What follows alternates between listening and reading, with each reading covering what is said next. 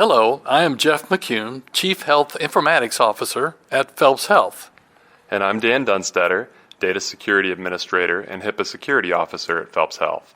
Jeff and I are both members of the Missouri Hospital Association Cybersecurity Work Group. We want to welcome you to the MHA NIST Cybersecurity Framework Self-Assessment Tool Training. This tool was originally created by Dave Weissman, who at the time was the Chief Information Security Officer for St. Luke's Hospital in Kansas City. Dave shared this tool with the Missouri Hospital Association Cybersecurity Work Group in 2017, and it was used by over a dozen Missouri hospitals. The tool was later adopted by Phelps Health and updated for the MHA to reflect the newest version of the NIST cybersecurity framework. We have added some aesthetic and functional improvements to the tool as well. This brief presentation and training will cover several topics. We will discuss the role of the MHA in this effort and why hospitals may want to consider adopting some framework, even if it is not the NIST framework. We will provide some history and background, details about the framework, and how you can tailor it for your hospital and your specific goals. This version of the tool allows you to trend your data, to demonstrate improvements over time periods you specify, and we will show you how to do that. We have included a brief nuts and bolts section so that you can get a good sense of how the cybersecurity assessment meetings might be conducted. And then we will conclude with some coming attractions and a brief wrap-up.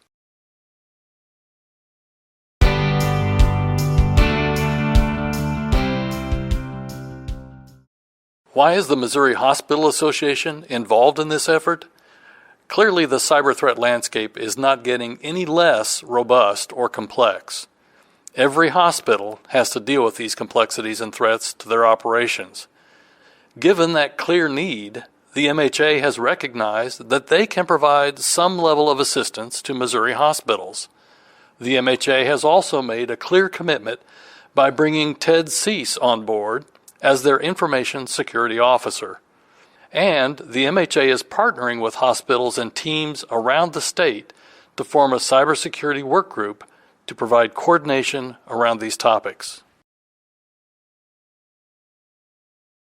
A cybersecurity framework, whether you use NIST, COBIT, HITRUST, or some other framework that's applicable to your environment, provides a structured way for you to assess your controls.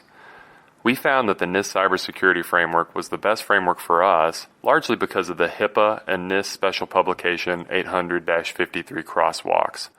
Also, the NIST cybersecurity framework categories use language that are palatable for non-IT or information security individuals in your organization, and we found this very useful in conversations about security expenditures.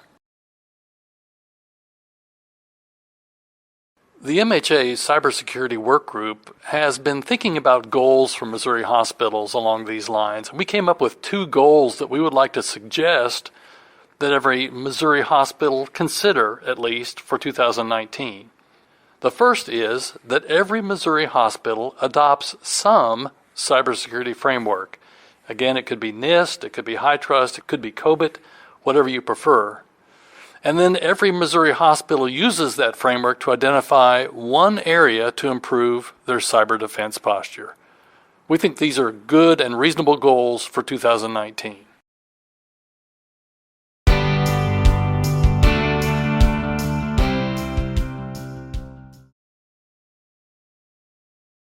A little history about the NIST cybersecurity framework.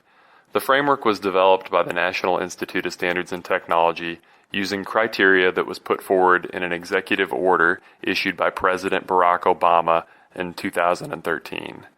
NIST was selected for the task of developing the framework because they're a non-regulatory federal agency that acts as an unbiased source of scientific data and practices, including cybersecurity practices. NIST actually has a long history of successfully addressing critical national issues through partnerships with industry, academia, and other government agencies. The NIST cybersecurity framework provides a set of desired cybersecurity activities and outcomes using common language that's easy to understand. It's a programmatic approach to building and improving a cybersecurity program, and we really think those are the keys to the NIST cybersecurity framework. The capabilities of the NIST cybersecurity framework are that it gives you this common taxonomy and mechanism for your organization to assess your current posture, what your current state is, versus where you'd like to be with regards to your maturity. You get to really see these gaps of here's where I am with my current state, but I'd really like to be here. The tool itself has the charts, the radial diagram, and spider graph that really shows external and internal stakeholders where your gaps are or where you're doing well. You can use that tool to communicate that with effectiveness.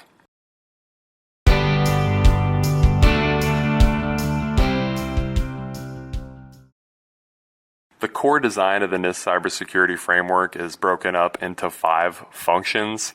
You've got identify, protect, detect, respond, and recover. Now, each one of these functions has categories beneath it and then subcategories beneath those categories. But we kind of break it out like this. Identify and protect. These are the things that you're focused on before an incident occurs. Detect and respond is what you're doing during an incident. And then recover is after an incident. There are 4 maturity levels identified. Maturity level 0 means that you're not performing those practices. You're just not doing them at all. Maturity level 1 means that you're doing the practices, but maybe different teams are doing them in different ways. These are your more ad hoc type practices. Maturity level 2 means that these practices are institutionalized to a degree. There's some documentation around them. We understand who owns these things and who the stakeholders are. There's resources responsible for implementation, monitoring, auditing, etc. And there's standards around these things. Maturity level 2 is a fairly mature level. Maturity level 3 is much like maturity level 2, except that there's more governance around it. For instance, there's policy that's in place. Really just adding that governance piece is what steps you from a level 2 to a level 3.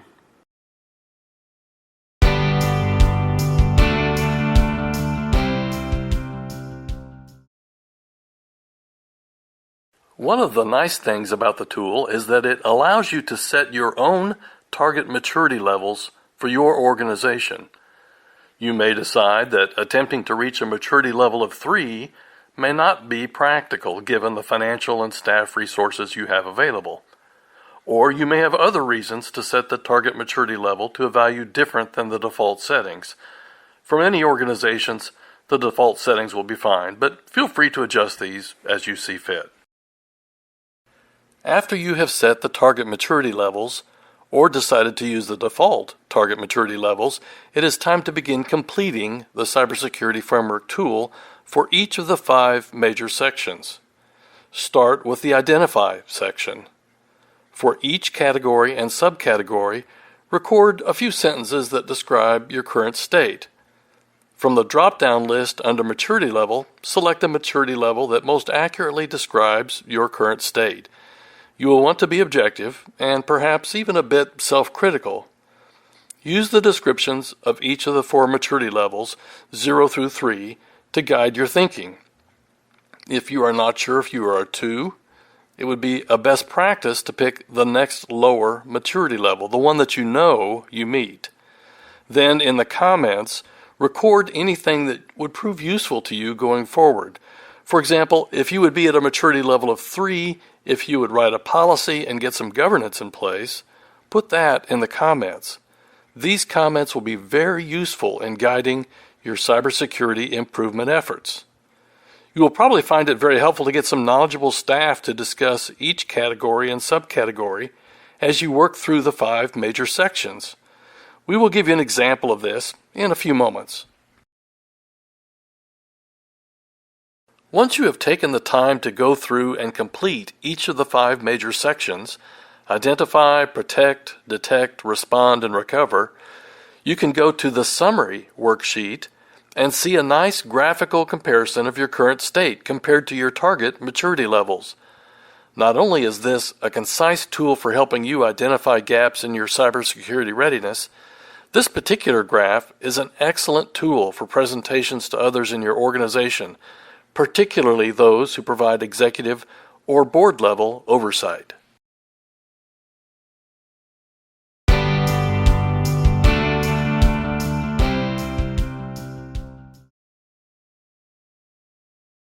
We have added the ability to trend your improvements over time, and this is easy to use. Go to the Config worksheet. This worksheet is where the values for the various drop-down lists and other configuration items are stored. Scroll down to the section for trending periods. You can list up to 5 trending periods, and how you set these up is strictly your own preference. Here we have set our trending periods by year, as it usually takes some time to make meaningful changes in your cybersecurity posture. However, if you want to track your improvements on a tighter timeline, you can specify quarters as your periods, and then perform quarterly assessments using the tool. For our examples, we will leave these set to years. Once you have set the trending periods in the Config worksheet, click on the Trend Scores worksheet. You will see your 5 trending periods in the blue column headings at the top of this worksheet. To update your trend scores, go to the Overall Scores worksheet. The values under the Current Maturity Level column are the values from the current assessment as recorded in the 5-section worksheets. Select and copy just the values under the Current Maturity Level column to the clipboard. Now go to the Trend Scores worksheet. Click in the top data cell, which will be row 2 under the column heading for the time period you were updating.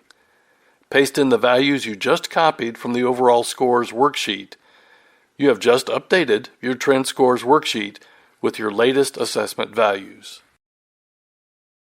If you then click on the Trend worksheet, you will see a graphical comparison of your cybersecurity improvements over time.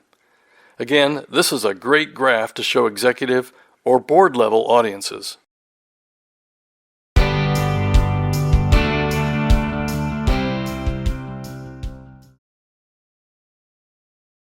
The Cybersecurity Framework assessment meetings are informal meetings where you will want to encourage discussion. You will probably want to set up separate meetings for each of the 5 major sections of the tool. Invite the appropriate stakeholders within your organization to each meeting. You may find that each section requires a different group of stakeholders.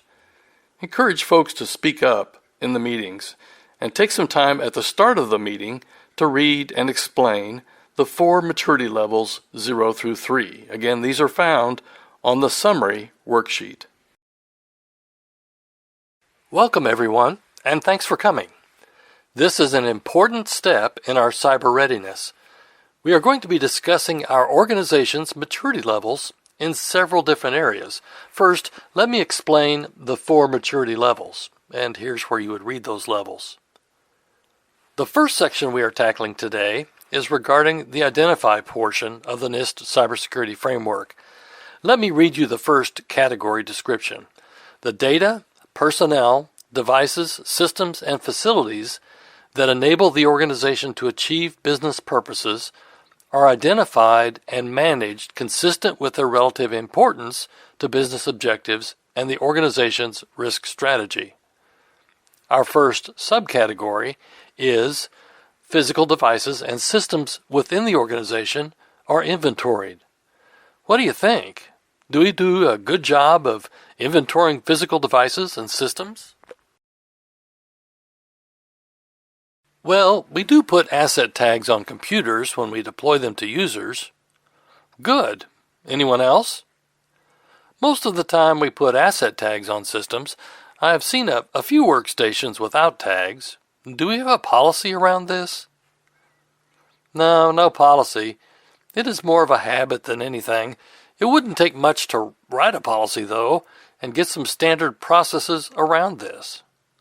Great discussion. So, what do you think our maturity level is for this subcategory?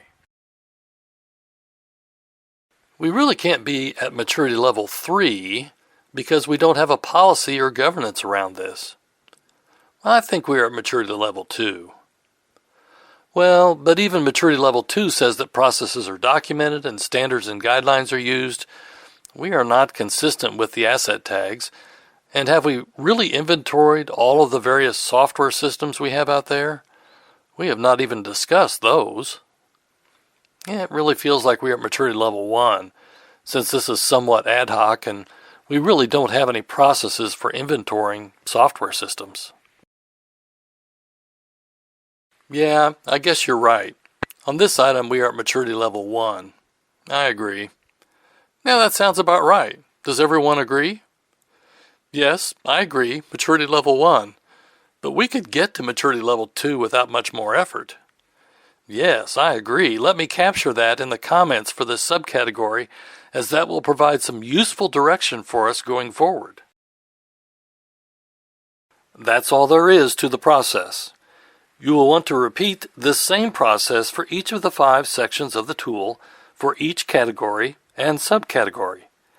Remember to capture important comments along the way, especially if your maturity level is 1 or lower for a particular subcategory. Refer back to the descriptions of the maturity levels, which are found on the summary worksheet, to make sure your assessment is accurate as possible. You should try to complete the assessment in its entirety, at least annually, so that you identify any gaps or improvements. Through the MHA, there is a means of sharing peer data for comparison purposes. Simply copy and paste your current maturity level scores into an email and send them to Ted Cease at the MHA at tsuess@mhanet.com. That's tsuess@mhanet.com. Ted will aggregate and average the scores with other Missouri hospitals. You will then be emailed the current aggregate peer scores that you would paste into the peer maturity level column in the overall scores worksheet. There are some really good things about using the NIST cybersecurity framework as implemented in this Excel tool. It becomes a living document, a means of guiding your improvement efforts over time. It is a great tool for senior leaders to easily see how identified risks are managed, how your organization compares to cybersecurity standards, guidelines, and practices, and how your organization compares to other hospitals. And perhaps most importantly, it helps you assess your ability to handle a cybersecurity event and what investments may be needed to harden your cybersecurity infrastructure. There are some cons to this tool as well. This tool is cyber risk focused. It does not replace a complete information security risk management process, nor does it provide a framework for all regulatory requirements. Also, completion of this tool can be somewhat subjective. Again, this is why we encourage you to be as objective as possible and perhaps somewhat self-critical.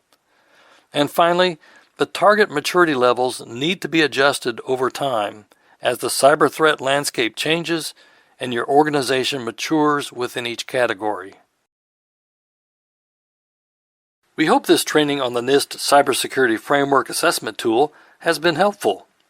Please feel free to contact Dan or me at the email addresses shown. We will be happy to assist. Thank you, and we hope you and your organization continue to be well protected from the cyber threats that we all face.